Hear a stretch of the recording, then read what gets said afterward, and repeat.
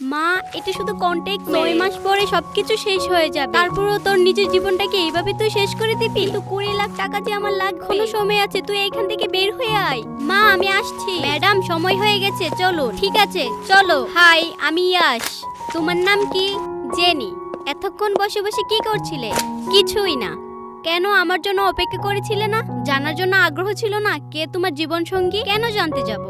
এটা জেনে লাভ কি হবে? দেখতে তো খুবই কিউট, কথা এত লাল মরিচের মতো বলো কেন? আমাকে স্পর্শ করেছে। এগ্রিমেন্টের রুলস কি ভুলে গেছেন?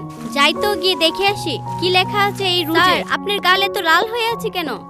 ওটা কিছু না, এগ্রিমেন্টই দাও তো। ইচ্ছাকৃতভাবে স্পর্শ করা যাবে না।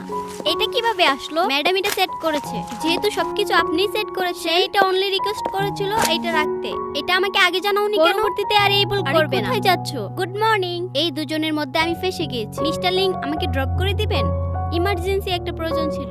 অত যেতে পারবে না, চাইলে আমি তোমাকে ড্রপ করতে পারি। চলো, আমি তোমাকে পৌঁছে দেই। প্লিজ আমাকে ড্রপ করে দেন, মাত্র 10 মিনিট লাগবে। সরি ম্যাম, স্যারের পারমিশন ছাড়া আমি যেতে পারবো না। গেলে আসো, আমি ওয়েট করছি। দাঁড়াও, আমি আসছি। এত তাড়াহুড়া করছো কেন? আবার কবে আসবে? তার আগে ছাড়ুন।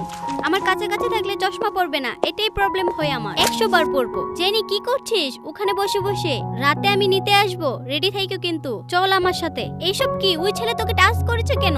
এটা না জাস্ট কন্টাক্ট ম্যারেজ। পরিবারের মান সম্মান তো ধুলোয় মিশে দিচ্ছিস একবারে। পাওনাদারেরা এসে ইচ্ছা মতো অপমান করে, তখন মান সম্মান যায় না? মা, তুমি কাকে কি বলছো? যে টাকার জন্য কাউকে বিয়ে করতে পারে সে নাকি বুঝে আবার মান সম্মান? এখনো সময় আছে, তুই এখান থেকে বের হয়ে আয়। কি বলছো? ও এখান থেকে কখনোই আসবে না।